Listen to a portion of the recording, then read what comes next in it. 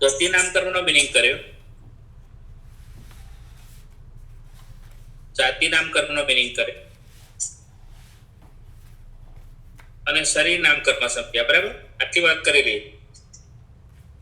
ગતિ 4 છે: દેવગતિ, મનુષ્ય ગતિ, તિરંજ ગતિ અને નરક ગતિ. જાતિ 5 છે: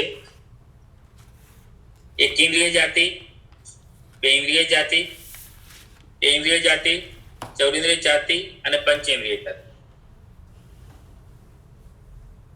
શરીર પણ 5 છે: ઔદારિક શરીર, વૈક્રિય શરીર, આહારક શરીર, તેજસ શરીર અને કાર્બન શરીર. શરીર નામકર્મ 5 પ્રકારે છે. ત્યાં સુધીની વાત થઈ. હવે એનાથી આપણે આગળ વધીએ. અંગોપાંગ નામકર્મ. અંગોપાંગ નામકર્મથી એ કર્મના ઉદયથી જીવને પોતાને જે શરીર મળ્યું હોય, અંગોપાંગ નામકર્મના ઉદયથી, શરીર નામકર્મના ઉદયથી જીવને જે શરીર મળ્યું હોય એ શરીરની અંદર જે અવયવો મળે, હાથ, પગ, નાક, કાન વગેરે અવયવો મળે, એ અંગોપાંગ નામકર્મ કહેવાય. અને એ અંગોપાંગ શરીરના નામ વાળું જ હોય. જે શરીર હોય એ જે નામ વાળું તેનું અંગોપાંગ નામકર્મ હોય. એટલે શરીર 5 છે પણ અંગોપાંગ 3 જ હોય. એ પાછું ધ્યાન રાખવાનું. શરીર 5 છે, અંગોપાંગ 3 હોય. છેલ્લા 2 શરીરને અંગોપાંગ ન હોય: તેજસ શરીર અને કાર્બન શરીર. આ 2 શરીરને અંગોપાંગ નથી હોતા, કેમ કે એ 2 શરીર આત્માની સાથે હોય છે અને સૂક્ષ્મ હોય છે. એટલે એ શરીરને અવયવો ન હોય. બાહ્ય જે શરીર હોય, ઔદારિક શરીર અથવા વૈક્રિય શરીર અથવા આહારક શરીર, એ 3 શરીરને અવયવો અંગોપાંગ મળે છે. એટલે અંગોપાંગ નામકર્મ 3 પ્રકારનું થશે. એમાં પહેલું ઔદારિક અંગોપાંગ નામકર્મ. જે કર્મના ઉદયથી ઔદારિક શરીરમાં અંગ, ઉપાંગ અથવા અંગોપાંગની પ્રાપ્તિ થાય. જે કર્મના ઉદયથી ઔદારિક શરીરમાં અંગ, ઉપાંગ અથવા અંગોપાંગની પ્રાપ્તિ થાય, આ કર્મનું નામ છે ઔદારિક અંગોપાંગ નામકર્મ. આ કર્મનું નામ એવું છે, ઔદારિક અંગોપાંગ નામકર્મ. પછી જે કર્મના ઉદયથી વૈક્રિય શરીરમાં, જે કર્મના ઉદયથી વૈક્રિય શરીરમાં અંગ, ઉપાંગ અથવા અંગોપાંગની પ્રાપ્તિ થાય,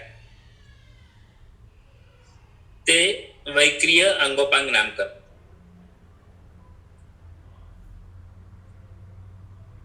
જે કર્મના ઉદયથી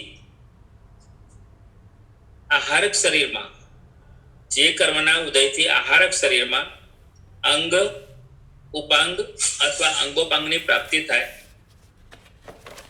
આને કહેવાય છે આહારક અંગોપાંગ નામકર્મ. આ પ્રમાણે અંગોપાંગ નામકર્મ 3 પ્રકારનું છે. તેજસ અને કાર્બન શરીરમાં અંગોપાંગ હોતા નથી. આપણે કારણ જોઈ લીધું. હવે એક વસ્તુ એ સમજવાની કે આ 3 વખતે આપણે એવું બોલેલા, અંગ, ઉપાંગ અથવા અંગોપાંગની પ્રાપ્તિ થાય. એટલે આ 3 વસ્તુમાં ફરક છે. અંગ જુદું, ઉપાંગ જુદું અને અંગોપાંગ જુદું. અંગ કોને કહેવાય? તો કે શરીરનો મુખ્ય અવયવ, મુખ્ય પાર્ટ હોય, મેઇન પાર્ટ, આને કહેવાય અંગ. શરીરનો મુખ્ય પાર્ટ તે અંગ. અંગ 8 પ્રકારે હોય. અંગ 8 જાતના છે. કેવી રીતે 8 પ્રકાર થાય છે અંગના?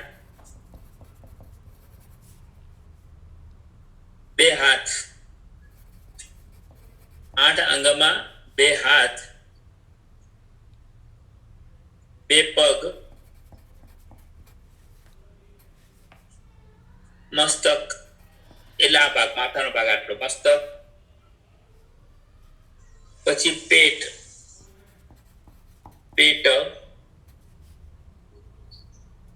છાતી અને પીઠ. પેટ, છાતી અને પીઠ આ પ્રમાણે 8 પ્રકારે અંગો છે. આ મુખ્ય પાર્ટ કહેવાય શરીરનો. 2 હાથ, 2 પગ, મસ્તક, પેટ, છાતી અને પીઠ. અંગની વાત એ હવે અંગની ઉપર જે હોય એને કહેવાય અંગોપાંગ. અંગની ઉપર જે હોય એને કહેવાય ઉપાંગ. અંગની ઉપર જે છે તે ઉપાંગ. જેમ કે અંગની ઉપર શું હોય તો કે હાથ છે, તો હાથ ઉપર હથેળી છે, હાથને એટલે હાથની હથેળી. હવે મસ્તક એક અંગ છે તો અંગની ઉપર હોય એટલે નાક, કાન, હોઠ, આંખ ઉપાંગ કહેવાય. અંગની ઉપર હોય તે ઉપાંગ.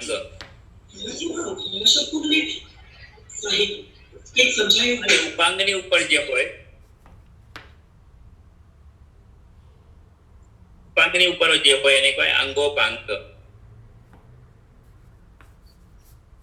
એટલે હાથની ઉપર હાથ અંગ છે, હાથની ઉપર હથેળી છે એટલે હથેળી થયું ઉપાંગ, અને એના ઉપર જે હોય તે અંગોપાંગ. હવે એના ઉપર શું છે તો કે આંગળી, પછી રેખા, નખ, આંખ ઉપર પાંપણ છે, આ બધું અંગોપાંગ કહેવાય. એટલે જે કર્મના ઉદયથી અંગ મળે, ઉપાંગ મળે કે અંગોપાંગ મળે, આ બધું અંગોપાંગ નામકર્મથી જ મળે. એટલે અંગોપાંગ નામકર્મ 3 પ્રકારનું થઈ ગયું.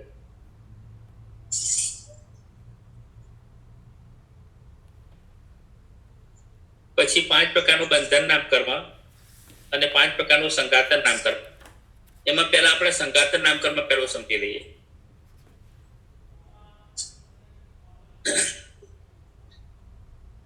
હવે કોઈ પણ ભૌગોલિક પદાર્થ હોય ને એનો એક સ્વભાવ છે. ભૂતગલનો જે પણ પદાર્થ હોય એનો એક એવો સ્વભાવ છે કે એ પદાર્થમાંથી સતત ભૂતગલોનું પૂરણ અને ગલન થયા કરે. એ પદાર્થમાંથી સતત ભૂતગલોનું પૂરણ અને ગલન થયા કરે. ગલન થાય એટલે એ ભૂતગલમાંથી ક્ષણે ક્ષણે સમયે સમયે ભૂતગલો છૂટા પડે અને સમયે સમયે નવા ભૂતગલો ઘણા આવે, ઘણા છૂટા પડે ને ઘણા નવા આવે. આવું સમય સમય ચાલ્યા ગયો કરે. ભૂતગલનો સ્વભાવ જ પૂર્ણ અને ગલનનો છે. તો આપણું શરીર એ પણ ભૂતગલ છે એટલે શરીરમાંથી પણ પૂરણ અને ગલન થયા જ કરે છે. તો આપણા શરીરમાંથી જે ભૂતગલો છૂટા પડે એ જેવા છૂટે પડે ત્યારે તરત તો એવા જ આકારના, એવા જ રંગના હોય, એવા જ કલરના હોય. એટલે એ ફોટો પાડીએ ને આપણે, એ ફોટો એ ભૂતગલોને ખેંચી લે છે. એટલે ફોટો આપણે જેવા કપડાં પહેર્યા હોય, જેવા રંગના કપડાં હોય, આપણો રંગ જેવો હોય, આપણી એક્શન જેવી હોય, ફોટો એવો જ આવે. કેમ કે એ ટાઈમે ભૂતગલો એવા આકારના છૂટા પડ્યા હોય. એ પૂરણ થયું પણ ગલન થયું, પણ પૂરણમાં નવા ભૂતગલો જે આવે છે એટલે પહેલા શું કરવું પડે? ભૂતગલોને ભેગા કરી અને જે શરીરની સાથે જોઈન્ટ કરવાના છે એ ભૂતગલોને એ શરીર પ્રમાણે શરીર પ્રમાણે તૈયાર કરવા પડે. એ જેવું શરીર છે ને એવા ભૂતગલો પિંડ બને, એનો તૈયાર થાય. એક સંઘાતન નામકર્મ કામ કરે છે. ઔદારિક શરીર માટે ઔદારિક વર્ગણાના પૂતગલોને ખેંચી ગ્રહણ કરી એટલે ખેંચી એકઠા કરી અને એ શરીરને યોગ્ય પિંડ તૈયાર થાય જે કર્મથી આને કહેવાય ઔદારિક સંઘાતન નામકર્મ.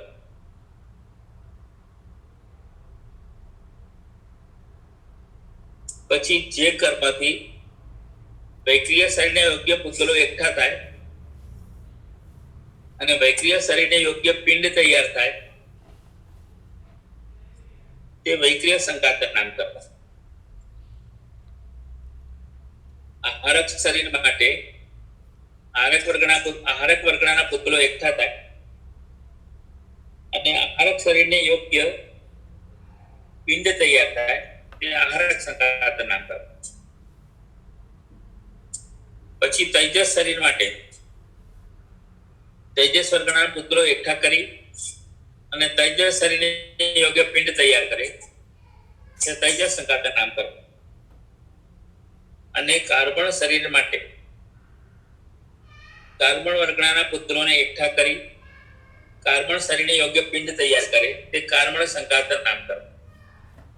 આ પ્રમાણે શરીરના નામે 5 પ્રકારનું સંઘાતન નામકર્મ છે. સંઘાતન નામકર્મ આ રીતે ચાલે. અને બંધન નામકર્મ પણ 5 પ્રકારે છે.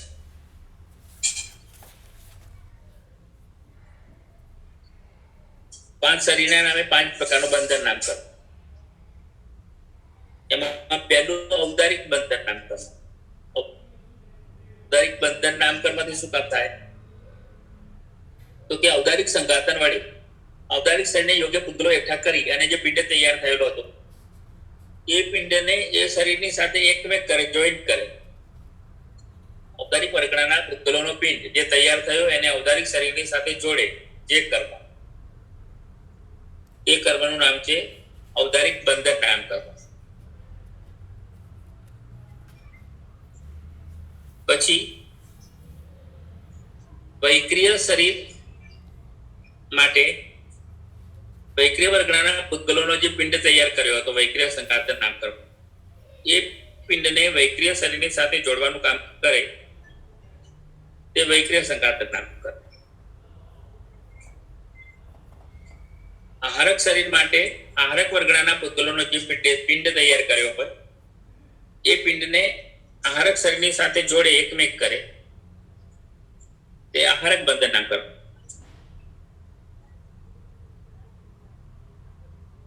પછી તૈજસ શરીર માટે તૈજસ વર્ગણાના પૂતગલોનો જે પિંડ તૈયાર થયો હોય એને તૈજસ શરીરની સાથે એકમેક કરે તૈજસ શરીર સાથે જોડે આને કહેવાય તૈજસ બંધન નામકર્મ. અને કાર્બન શરીર માટે કાર્બન વર્ગના પૂતગલોનો જે પિંડ તૈયાર થયો હોય કે કર્યો હોય એ પિંડને કાર્બન શરીરની સાથે જોડે જે કર્મ તે કર્મનું નામ છે કાર્બન બંધન નામકર્મ. એટલે બંધન નામકર્મ છે ને ફેવિકોલ જેવું છે. ફેવિકોલ બે વસ્તુને જોઈન્ટ કરવાનું કામ કરે એવી રીતે બંધન નામકર્મ પણ જૂના શરીરના પૂતગલોની સાથે નવા પૂતગલોને એકમેક કરવાનું કામ કરે, જોડવાનું કામ કરે. એટલે ફેવિકોલ જેવું છે. આ પ્રમાણે બંધન નામકર્મ 5 પ્રકારે આપણે કર્યું.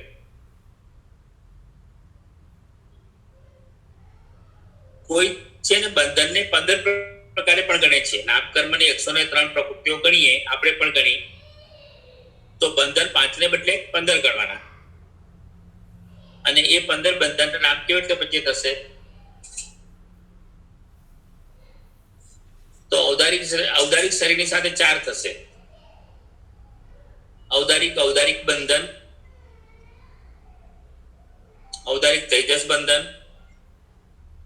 ઔદારિક કાર્બન બંધન અને ઔદારિક તૈજસ કાર્બન બંધન. પછી વૈક્રિય શરીરના પણ 4 બંધન થશે. વૈક્રિય બંધન, વૈક્રિય તૈજસ બંધન, વૈક્રિય કાર્બન બંધન અને વૈક્રિય તેજસ કાર્બન બંધન. આહારક શરીરની સાથે પણ 4 પ્રકારના સંબંધન. આહારક આહારક બંધન, આહારક તેજસ બંધન, આહારક કાર્બન બંધન અને આહારક તેજસ કાર્બન બંધન. 4 પ્રકારના બંધન આહારક શરીરના થશે. એટલે 4 ને 4 8 ને 4 12 થયા. અને તેજસ અને કાર્બન શરીર બંનેના મળીને 3 થશે. તેજસ તેજસ બંધન, તેજસ કાર્બન બંધન અને કાર્બન કાર્બન બંધન. એટલે 12 ને 3 15. આ પ્રમાણે 15 બંધન પણ ગણાય છે. નામકર્મની 103 પ્રકૃતિ ગણીએ તો એમાં 15 બંધન ગણાયેલા હોય છે. ઔદારિક શરીરમાં જો ઔદારિક શરીર હોય ને આપણને, તો આપણે કુલ 3 શરીર છે. ઔદારિક પણ શરીર પણ છે, તેજસ શરીર પણ છે અને આહારક શરીર પણ છે. બહારથી દેખાત ફરીથી સમજો. ઔદારિક શરીર પણ છે, તેજસ શરીર પણ છે અને કાર્બન શરીર પણ. એમાં બહારથી દેખાતું શરીર છે તે ઔદારિક શરીર અને આત્માની સાથે તેજસ અને કાર્બન શરીર. હવે એમાં બાહ્ય શરીર ઔદારિક છે અને નવા ઔદારિક વર્ગના પુતલો ગ્રહણ કરે ત્યારે ઔદારિક ઔદારિક બંધન થયું કહેવાય. ઔદારિક શરીર વાળો જીવ પોતાના તેજસ શરીર માટે તેજસ વર્ગના પુતલો ગ્રહણ કરે અને તેજસની જ વાત કરવી હોય તો ઔદારિક તેજસ બંધન ના કર્મ કહેવાય. એ ઔદારિક શરીર વાળા જીવને પોતાના કાર્બન શરીર માટે કાર્બન વર્ગના પુતલો ગ્રહણ કરવાના હોય એટલી જ વાત કરવી હોય તો ઔદારિક કાર્બન બંધન નામ કર્મ કહેવાય. અને ઔદારિક શરીર વાળા જીવને તેજસ અને કાર્બન બંને શરીરની વાત બંને પુતલો ગ્રહણ કરવાની વાત ભેગી કરવી હોય તો ઔદારિક તેજસ કાર્બન બંધન નામ કર્મ કહેવાય. એ જ રીતે સેમ વૈક્રિય શરીર વાળા માટે સમજ અને એ જ રીતે આહારક શરીર વાળા માટે પણ એ જ રીતે સમજવા. અને એક ભાવમાંથી જીવ મરી અને બીજા ભાવમાં જ્યારે જતો હોય ત્યારે બાહ્ય ઔદારિક વૈક્રિય શરીર ના હોય ત્યારે બે જ શરીર હોય. તેજસ અને કાર્બન શરીર બે જ શરીર હોય. એમાં તેજસ શરીર માટે તેજસ વર્ગના પુતલો ગ્રહણ કરવાની વાત કરવી હોય એ સમજવું હોય તો તેજસ તેજસ બંધન કહેવાય. અને તેજસ શરીરની સાથે કાર્બન શરીરના પુતલો ગ્રહણ કરવાની વાત હોય તો તેજસ કાર્બન બંધન નામ કરવું. અને કાર્બન શરીર માટે કાર્બન વર્ગના પુતલોને ગ્રહણ કરવાની વાત કરવાની આવે તો કાર્બન કાર્બન બંધન નામ કર્મ. આ પ્રમાણે બંધન નામ કર્મ 15 પ્રકારે. પછી સંકયન નામ કર્મની વાત કરીએ. સંકયન નામ કર્મ, સંકયન શબ્દનો મીનિંગ શું થાય છે? સંકયન એટલે હાડકાનું બંધારણ, હાડકાની મજબૂતી. મજબૂતમાં મજબૂત હાડકાથી શરૂ કરી અને ઉતરતી કક્ષા એમ કરતા કરતા કરતા સાવ ઉતરતી કક્ષાનું હાડકું હોય એટલે અનેક અલગ અલગ જીવોની અપેક્ષાએ સંકયનના ઘણા ભેદો પડે. એટલે સંકયનના અસંખ્ય ભેદો થાય પણ એ દરેક જાતના ભેદોને 6 પ્રકારના ભેદમાં સમાવી લીધા છે. એટલે સંકયન નામ કર્મ 6 પ્રકારે છે. એમાં પહેલા સંકયનનું નામ છે જે કર્મના ઉદયથી મજબૂતમાં મજબૂત હાડકું મળે. કેવું મજબૂત હોય એનું નામ કેવું છે? વજ્ર વૃષભ નારાજ સંકયન. વજ્ર વૃષભ નારાજ સંકયન. નારાજ શબ્દનો મીનિંગ પહેલા લઈએ આપણે. નારાજ એટલે શું છે? કે હાડકામાં જ્યાં સંધિ એટલે જ્યાં જોઈન્ટ હોય ત્યાં જોઈન્ટ સ્થાને બંને હાડકા પરસ્પર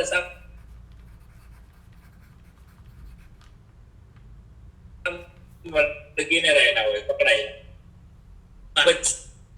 એની એની માં એટલે વાંદરીને છાતીએ વળગેલું હોય ઝાડ ઉપરથી બીજા ઝાડ ઉપર, એક ડાળી ઉપરથી બીજી ડાળી ઉપર પણ ઉચકો મારે તો પણ પેલું બચ્ચું નીચે ન પડે.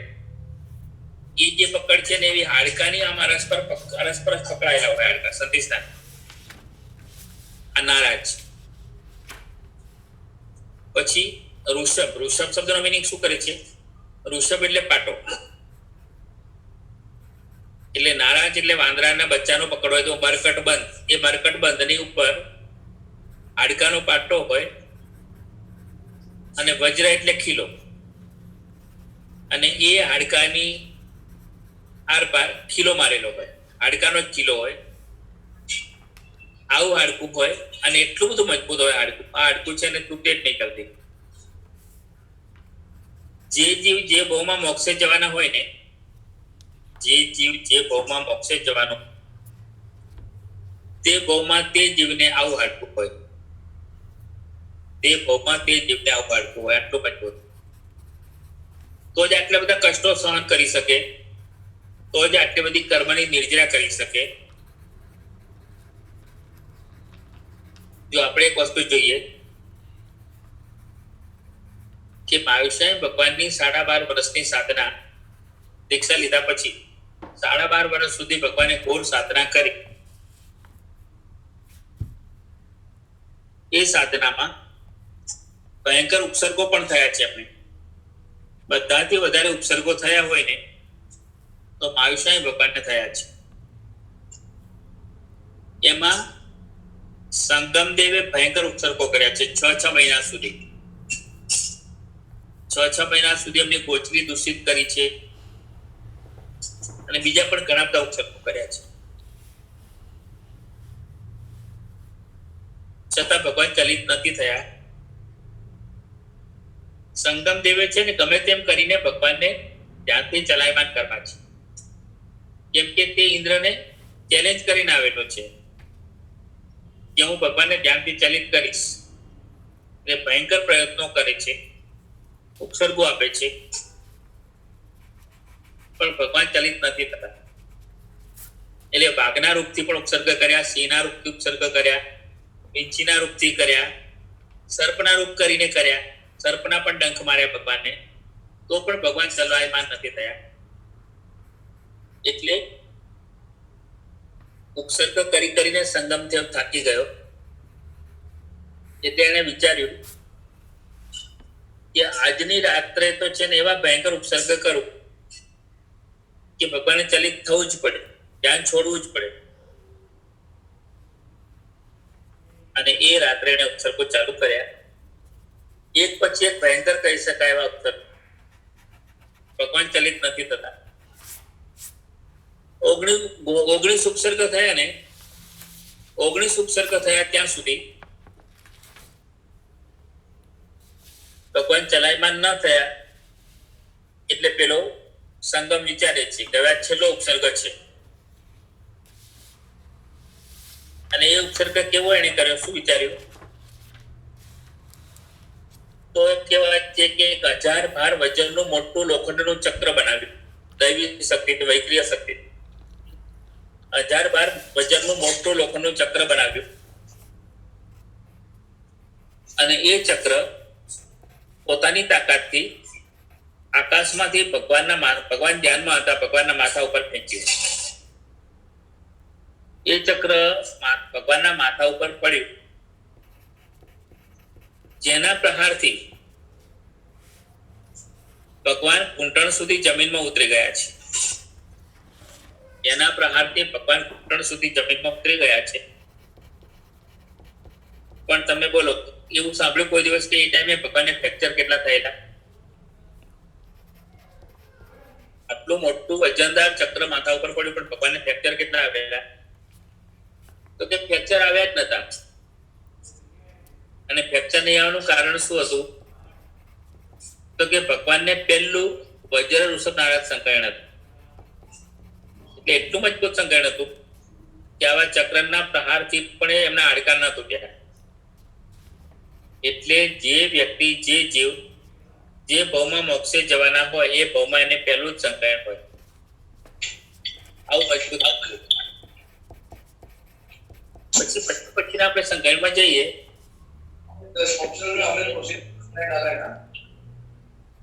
હાડકાની થોડી થોડી મજબૂતી ઓછી થતી જાય. હવે બીજા નંબરનું સંકળાય જોઈએ. પેલું વજ્ર શબ્દ નારાજ સંકળાય હતું. હવે એના નામમાંથી છે ને વજ્ર શબ્દ કાઢી નાખો, નીકળી જાય વજ્ર શબ્દ. એટલે બીજા સંકળાયનું નામ છે નારાજ સંકળાય. વજ્ર એટલે પાટો, વજ્ર એટલે ખીલો, ખીલો નીકળી ગયો. નારાજ અને ઋષભ છે, ઋષભ નારાજ. એટલે બે બાજુ હાડકાનો પરસ્પર મરકટ બંધ છે. એના ઉપર હાડકાનો પાટો પણ છે, પણ ખીલો નથી. એટલી મજબૂતી ઓછી હતી. આ બીજું સંકળાય. એટલે જે કર્મના ઉદયથી જીવને આવું સંકળાય મળે, બે બાજુ મરકટ બંધ હોય, એના ઉપર ખીલો, એના ઉપર પાટો બાંધેલો હોય, હાડકાનો જ પાટો, પણ ખીલો ન હોય. આવું સંકળાય જે કર્મથી મળે તે સંકળાયનું નામ છે ઋષભ નારાજ સંકળાય. પછી ત્રીજા નંબરમાં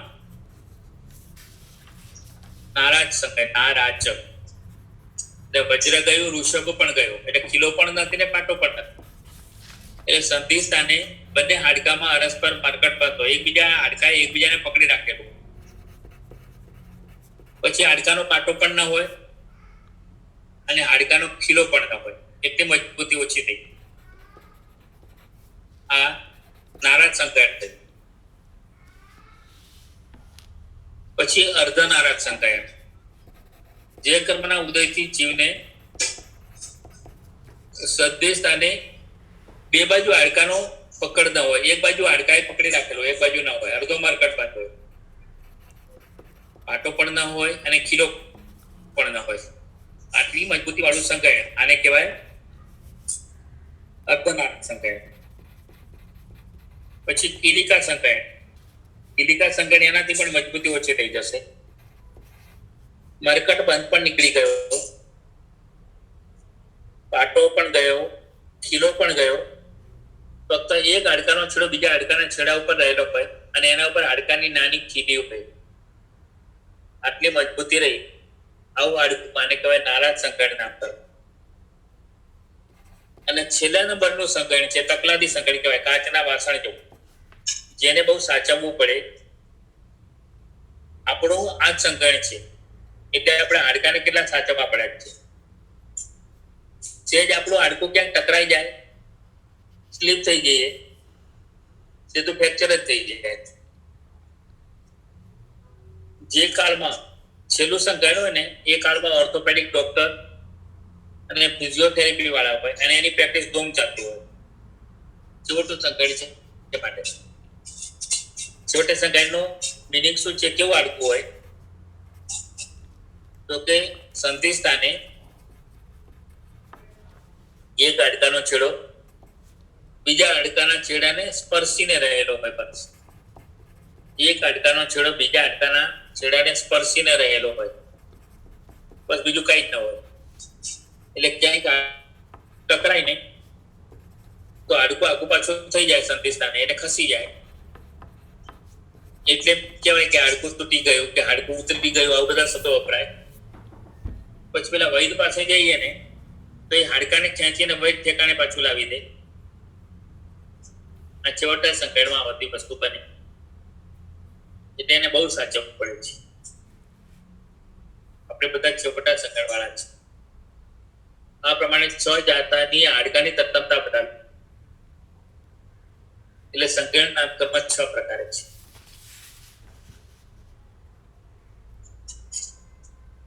પછી સલાકા પુરુષ હોય ને, સલાકા પુરુષને બધાને પણ આ જ સંકળાય હોય. પહેલું સંકળાય વજ્ર ઋષભ નાટક સંકળાય. સલાકા પુરુષ એટલે ઉત્તમ પુરુષ. 6 આરાના કાળમાં ઉત્તમ પુરુષો એટલે સલાકા પુરુષો કેટલા થાય છે? 63. 24 તીર્થંકર, 12 ચક્રવર્તી, 9 બળદેવ, 9 વાસુદેવ અને 9 પ્રતિવાસુદેવ. આ સલાકા પુરુષ કહેવાય. ચલાકા પુરુષને બધાને પહેલું સંકરણ હોય, મજબૂત પણ. અને આ કાળમાં બધાને મનુષ્યોથી બધાને છેલ્લું એટલે છેવટનું સંકરણ, એકદમ તકલાદી હાડકું મળેલું. પછી સંસ્થાન નામકર્મમાં આપણે આગળ જઈએ. સંસ્થાન નામકર્મ એટલે શરીરની રચના, શરીરની આકૃતિ, એને સંસ્થાન કહેવાય છે.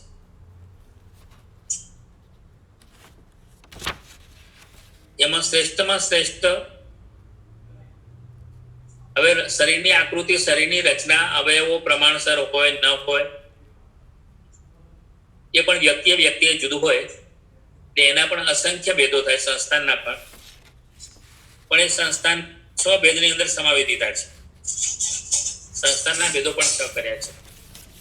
એમાં શ્રેષ્ઠમાં શ્રેષ્ઠ સંસ્થાન સુંદર દેહાકૃતિ હોય, અવયવો બધા પ્રમાણસર હોય, એટલે એ જીવ છે ને સર્વાંગ સુંદર હોય, પેલું સંસ્થાન હોય. તો એટલે પેલું સંસ્થાન એટલે કયું કર્મ, એનું નામ કેવું છે? સમચતુરસ્ર સંસ્થાન. સમચતુરસ્ર સંસ્થાન નામ કરનાર ઉદયથી જીવને પૂર્ણપણે પ્રમાણસર માપસર શરીર અવયવ બધું પ્રાપ્ત થાય. આ સમચતુરસ્ર સંસ્થાન તો કેવું હોય, એના શબ્દનો મિનિંગ કરીએ ને તો કે જે કર્મના ઉદયથી જીવને સમ એટલે સર, ચતુર એટલે 4 અને અસ્ત્ર એટલે ખૂણા. જે કર્મના ઉદયથી જીવને 4 ખૂણા અથવા 4 માપ એકદમ માપસર પ્રમાણસર મળે. સામુદ્રિક શાસ્ત્રમાં બતાવેલા માપ પ્રમાણે માપસર અવયવ મળે, ચારે માપ સરખા હોય તો સમજવાનું કે એના એ જીવના બધા અવયવો માપસર છે અને તે જીવ સમચતુરસ્ર સંસ્થાન વાળો છે. હવે કયા 4 ખૂણા, 4 માપ કયા આપણે માપવાના? તો પદ્માસને બેઠેલી વ્યક્તિની અપેક્ષા વિચારો. પદ્માસને વ્યક્તિ બેઠેલી હોય એ અપેક્ષા વિચારીએ તો એના જમણા ઢીંચણથી ડાબો કપો, જમણા ઢીંચણથી ડાબો કપો, ડાબા ઢીંચણથી જમણો કપો, પછી જમણા ઢીંચણથી ડાબો ઢીંચણ, અને પદ્માસનના મધ્ય ભાગથી નાસિકાનો ભાગ, નાકની દાંડી, પદ્માસનના મધ્ય ભાગે આ નાસિકાનો ભાગ, આ 4 ડાબા ઢીંચણથી જમણો ખભો, પછી જમણા ઢીંચણથી ડાબો ઢીંચણ, 2 ઢીંચણ વચ્ચેનો માપ, અને ચોથું માપ પદ્માસને બેઠેલા હોય તો પદ્માસનના મધ્ય ભાગથી નાસિકાનો માપ. આ 4 માપ સામુદ્રિક શાસ્ત્રમાં બતાવેલા માપ પ્રમાણે સરખા માપવાળા, સરખા પ્રમાણવાળા હોય તો સમજવાનું કે આ જીવને સમચતુરસ્ર સંસ્થાન છે. અને કર્મનો ઉદય પણ કયો છે તો કે સમચતુરસ્ર સંસ્થાન નામ કર્મનો ઉદય છે, એટલે એમને આવું સંસ્થાન, આવું શરીર મળ્યું છે, પ્રમાણસર શરીર મળ્યું.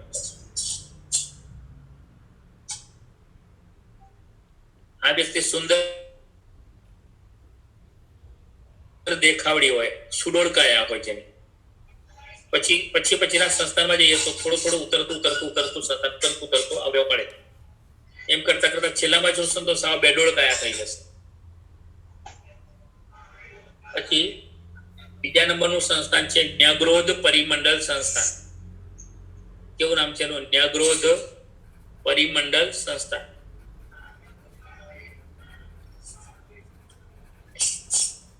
ન્યગ્રોધ શબ્દનો મિનિંગ થાય છે વડનું ઝાડ. ન્યગ્રોધ એટલે વડનું ઝાડ.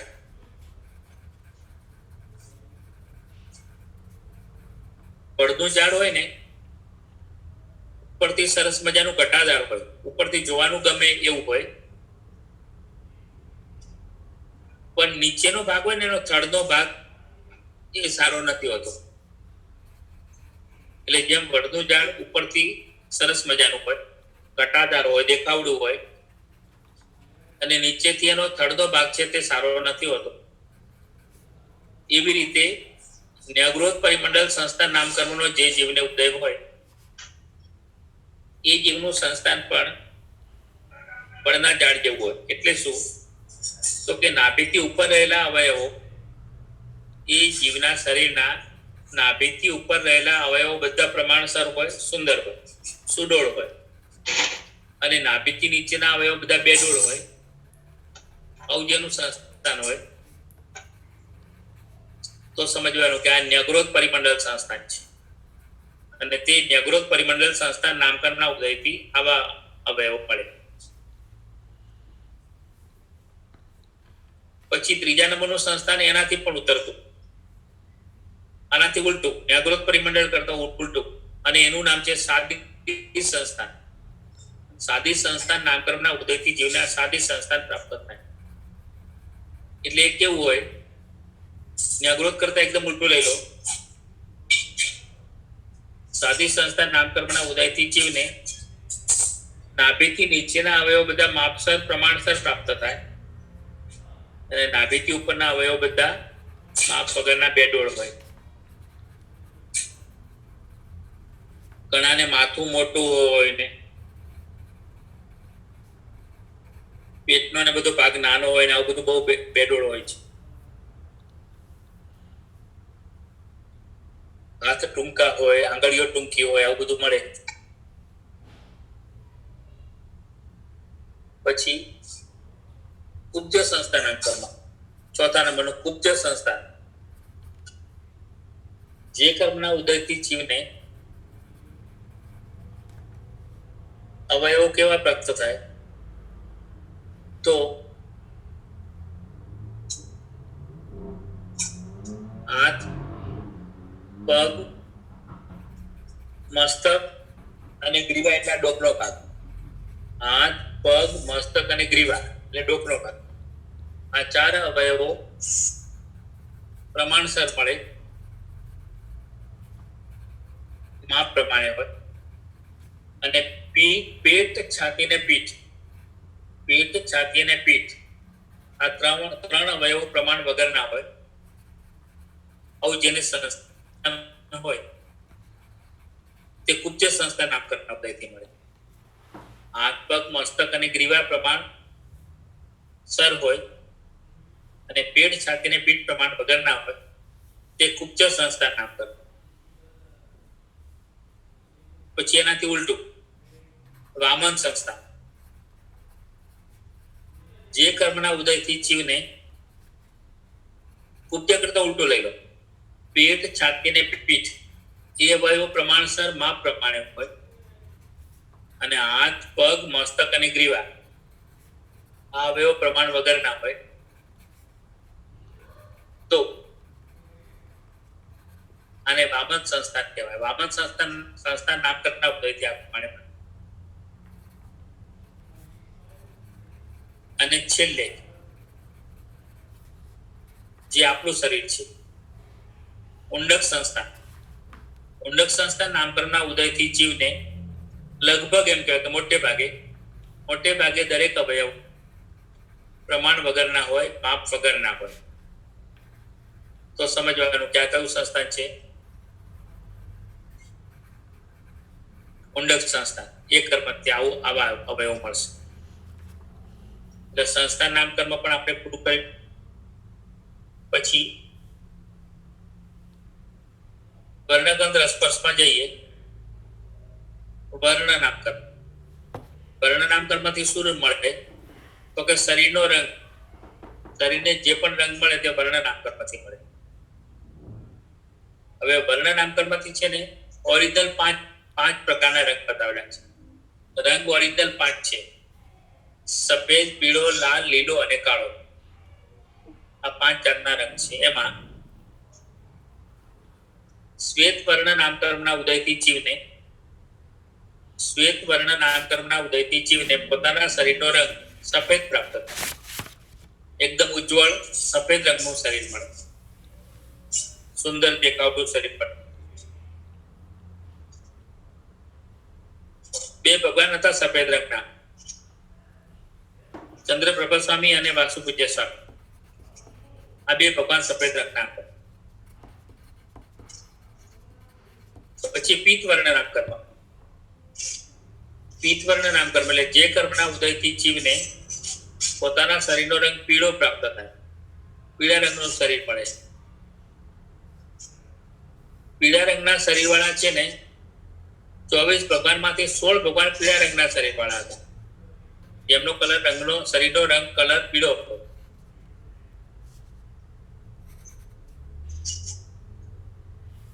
પછી રક્તવર્ણ નામકર્મ. રક્તવર્ણ નામકર્મ એટલે લાલ. રક્તવર્ણ નામકર્મના ઉદયથી જીવને પોતાના શરીરનો રંગ લાલ પ્રાપ્ત થાય, લાલ કલરનું શરીર મળે. લાલ કલરનું શરીર વિચારો તો 2 ભગવાન લાલ કલરના રંગ વાળા હતા, પદ્મપ્રભ સ્વામી અને વાસુપૂજ્ય સ્વામી. આ 2 ભગવાન લાલ કલરના રંગ વાળા. પછી નીલવર્ણ નામકર્મ. જે કર્મના ઉદયથી જીવને પોતાના શરીરનો રંગ લીલો પ્રાપ્ત થાય, લીલા કલરનું શરીર મળે. આ વનસ્પતિ પાંદડા વગેરે લીલા કલરના હોય છે ને શાકભાજી પણ લીલા કલરના હોય, કાચી કેરી પણ લીલા કલરની હોય. એ બધા જે જીવો છે ને એને નીલવર્ણ નામકર્મ થઈ જવાનો. અને તીર્થંકર ભગવાનના શરીરમાં પણ 2 ભગવાનનું શરીર લીલા રંગમાં. 24 તીર્થંકર માંથી 2 ભગવાન 2 તીર્થંકર લીલા રંગના શરીર વાળા હતા. બલિનાથ ભગવાન અને પાર્શ્વનાથ ભગવાન આ 2 ભગવાન નીલવર્ણ નામકર્મ વાળા. બલિનાથ અને પાર્શ્વનાથ. અને છેલ્લે કૃષ્ણ વર્ણ નામકર્મ. કૃષ્ણ વર્ણ નામકર્મ એટલે જે કર્મના ઉદયથી જીવને પોતાનું શરીર કાળા રંગ મળે, કાળું શરીર મળે તે કૃષ્ણ વર્ણ નામકર્મ. કાળો રંગ પણ ઘણાને હોય. મનુષ્ય કાળા રંગના હોય, કાગડા કાળા હોય, ભેંસ કાળી હોય, સાપ કાળો હોય. એવી રીતે તીર્થંકરમાં જોઈએ તો 2 તીર્થંકર ભગવાન કાળા રંગના હતા, તેમનું શરીર કાળા રંગ. મુનિ સુરત સ્વામી અને નેમિનાથ. મુનિ સુરત સ્વામી અને નેમિનાથ 2 ભગવાન કાળા રંગના હતા. એટલે આમ કાળો રંગ હોય પણ છતાં તીર્થંકર નામકર્મના ઉદય વાળા છે ને એટલે એમને કાળો રંગ પણ લોકોને જોવા વાળાને અપ્રિય ના લાગે. એમનો કાળો રંગ પણ છે ને સુંદર લાગે, લોકોને જોવાનું ગમે એવો રંગ હોય, એમનો સુંદર હોય. કહેવાય કાળો રંગ, પણ કાળો પણ સોહામણ હોય, નવણાશ વાળો હોય. એટલે આ 5 જાતનો વર્ણ નામકર્મ છે. ઓરિજિનલ રંગ 5 છે. આના સિવાયના બાકીના બધા જે રંગો છે આ 5 રંગમાંથી કોઈને કોઈ રંગને મિક્સ કરવાથી બાકીના બધા જુદા જુદા રંગો બને છે. તો આપણે છે કે 63 સલાકા પુરુષ ની જે વાત હતી એમાં દરેકના શરીરનો વર્ણ આપણે વિચારીએ, કોનું શરીર કોના જેવું હોય. તો ફરીથી તીર્થંકર પરમાત્માની આપણે વાત કરીએ. 24 તીર્થંકર માંથી ચંદ્રપ્રભ અને સુવિધિનાથ 2 ભગવાન સફેદ રંગના હતા. પદ્મપ્રભુ ને વાસુપૂજ્ય સ્વામી 2 ભગવાન લાલ કલરના હતા. मुनि सूरत स्वामी અને નેમિનાથ 2 ભગવાન કાળા રંગના હતા. अब आपको जैसे आपकी आवाज सुनाई तो रानी है तो आप ऐसे बस अब आप बोल सकते हो और आपको ये देख भी सकते हो वीडियो ऑन कर लो. બલિનાથ અને પાર્શ્વનાથ ભગવાન 2 ભગવાન લીલા રંગના હતા. यहाँ से आप पार्टिसिपेंट्स देख सकते हो.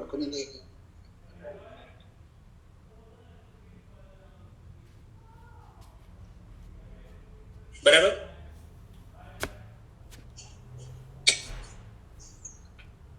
આ પ્રમાણે 8 ભગવાન થયા અને બાકીના 16 ભગવાન પીળા રંગના હતા.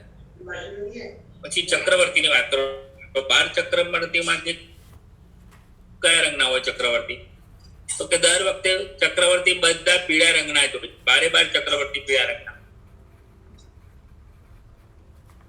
પછી 9 બળદેવ. 9 બળદેવમાંથી 9 બળદેવ સફેદ રંગના હોય. 9 વાસુદેવ અને 9 પ્રતિવાસુદેવ.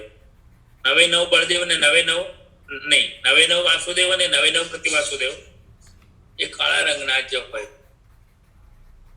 એટલે કૃષ્ણ વાસુદેવ હતા અને જરાસંઘ પ્રતિ વાસુદેવ હતા એટલે બંને કાળા હતા. અને કૃષ્ણના મોટા ભાઈ બલરામ હતા એ બળદેવ હતા એટલે એ સફેદ રંગના હતા, રૂપાળા હતા એકદમ. કૃષ્ણ વાસુદેવ હતા, લક્ષ્મણજી વાસુદેવ હતા અને એ ટાઈમે રાવણ પ્રતિ વાસુદેવ હતા એટલે બંને કાળા હતા. અને વાસુદેવના મોટા ભાઈ હોય ને એને બળદેવ કહેવાય. તો લક્ષ્મણ વાસુદેવ હતા, એના મોટા ભાઈ હતા રામચંદ્ર, રામ એકદમ રૂપાળા ઉજ્જવળ હતા, સફેદ રંગના હતા. આ પ્રમાણે દરેક વાસુદેવ, દરેક પ્રતિવાસુદેવ અને દરેક બળદેવ માટે સત્ય. વાસુદેવના મોટા ભાઈને જ બળદેવ કહેવાય. એટલે વર્ણ નામકર્મની આપણે વાત કરી. પછી ગંધ નામકર્મ. ગંધ નામકર્મ બે પ્રકારે છે, સુરભિગંધ નામકર્મ અને દુર્ભિગંધ નામકર્મ. સુરભિગંધ નામકર્મ એટલે શું છે? તો કે જે કર્મના ઉદયથી જીવને સુગંધી શરીર પ્રાપ્ત થાય, જે કર્મના ઉદયથી જીવને પોતાનું સુગંધી શરીર પ્રાપ્ત થાય આને કહેવાય સુરભિગંધ નામકર્મ. અને જે કર્મના ઉદયથી જીવને પોતાનું શરીર દુર્ગંધી પ્રાપ્ત થાય એ દુર્ભિગંધ નામકર્મ. એટલે જેમ કે ગુલાબનું ફૂલ, ગુલાબના ફૂલનો જે વનસ્પતિનો જીવ છે એ સુરભિગંધ નામકર્મના ઉદય વાળો હોય એટલે ગુલાબમાંથી સુગંધ નીકળે. અને લસણનો જે જીવ હોય તે દુર્ભિગંધ નામકર્મના ઉદય વાળો હોય એટલે લસણમાંથી દુર્ગંધ જ નીકળ્યા કરે. એવી રીતે મનુષ્યમાં પણ એવું હોય છે કે ઘણી વ્યક્તિનો પસીનો અતિશય દુર્ગંધી હોય. તીર્થંકર પરમાત્માના શરીરમાંથી શ્વાસોશ્વાસમાંથી સતત સુગંધ જ નીકળ્યા કરે. તમે પેલા સ્તવનમાં પણ બોલો છો, શ્વાસોશ્વાસ કમળ સમો તુજે લોકોત્તરવાદ. એટલે પરમાત્માનો શ્વાસોશ્વાસ પણ કમળની સુગંધ અથવા ગુલાબની સુગંધથી પણ અતિશય સુગંધી હોય. શરીર જ અતિશય તીર્થંકર પરમાત્માને એમ કહેવાય કે લગભગ બધી પ્રકૃતિ પુણ્ય પ્રકૃતિનો જુદો હોય. આ પ્રમાણે ગંધ નામકર્મ બે પ્રકારે છે. તીર્થંકર પરમાત્મા ચાલે ને વિહાર કરે જ્ઞાન પામ્યા પછી, તો એ પગ એમનો નીચે ના પડે ને, એવું પુણ્ય લઈને આવ્યા છે. પગ નીચે પડે એના પહેલા પગની નીચે કમળ ગોઠવાઈ જ ગયું હોય, નવું કમળ ચાલ્યા જ કરે, આગળ પાછળ થયા કરે નવમાંથી. એટલે પરમાત્માનો પગ કમળ ઉપર જ પડે એટલે કમળ ઉપર જ વિહાર કરવાનો. બધું પુણ્ય લઈને આવેલા છે. પછી રસ નામકર્મ. રસ એટલે સ્વાદ.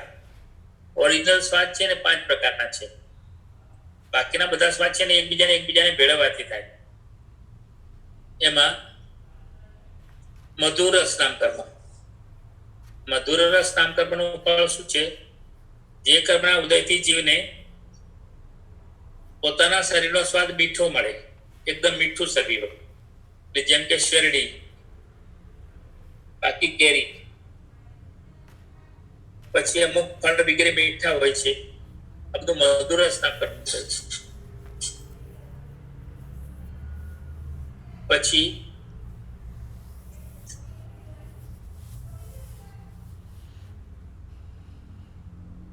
આમ્લ રસ નામકર્મ. આમ્લ રસ છે નામકર્મ એટલે ખાટો રસ. જે કર્મના ઉદયથી જીવને પોતાના શરીરનો સ્વાદ ખાટો મળે એટલે કાચી કેરી, આમલી, આવા બધા જીવો આમ્લ રસ નામકર્મના ઉદય વાળા હોય.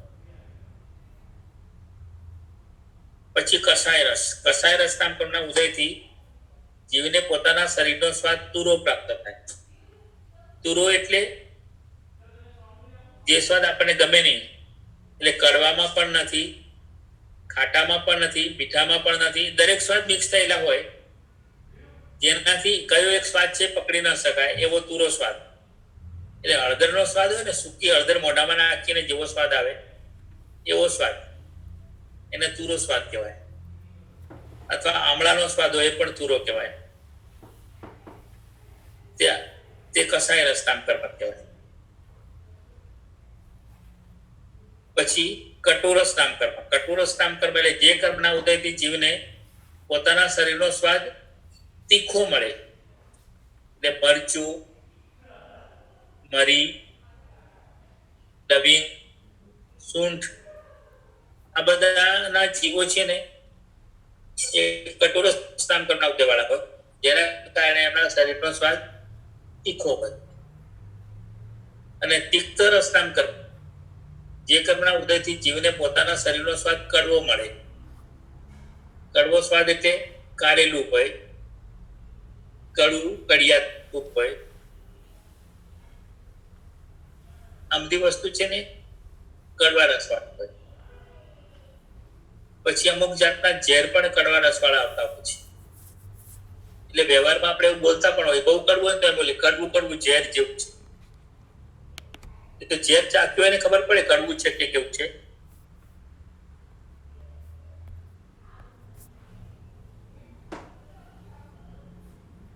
અને પછી સ્પર્શનામ કર્મ. સ્પર્શનામ કર્મ પણ છે ને, સ્પર્શનામ કર્મ 8 પ્રકાર છે.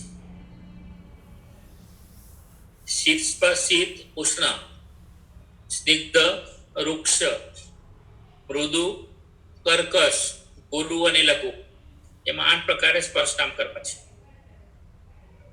એમાં શીત સ્પર્શ એટલે શું? તો કે શીત સ્પર્શનામ કર્મના ઉદયથી જીવને પોતાનું શરીર ઠંડુ મળે.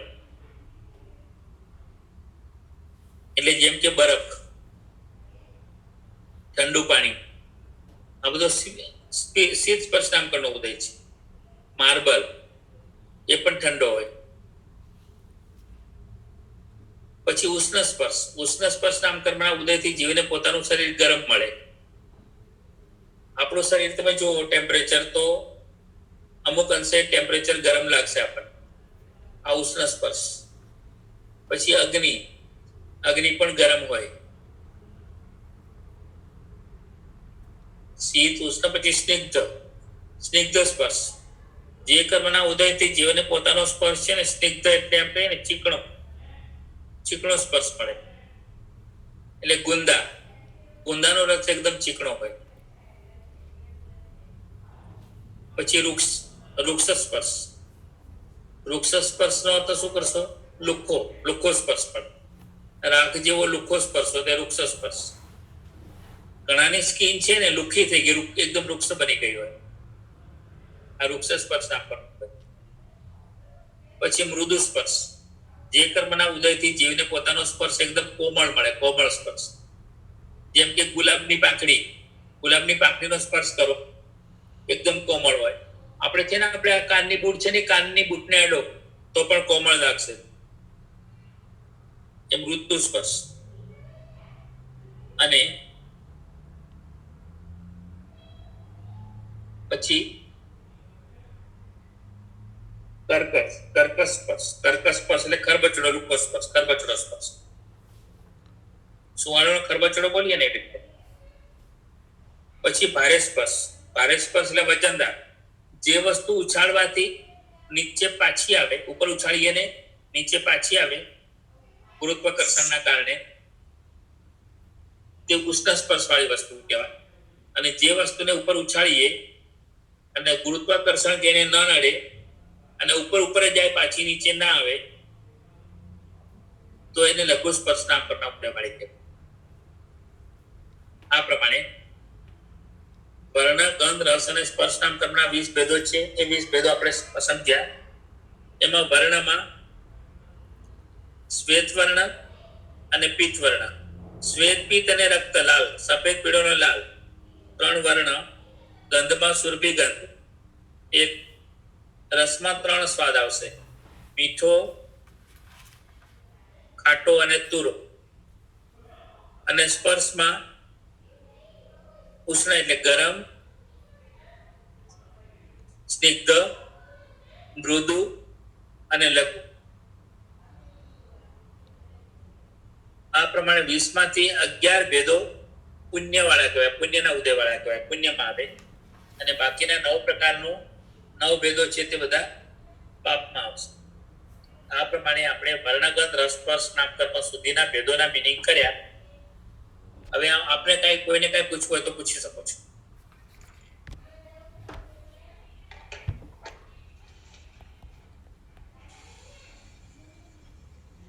સર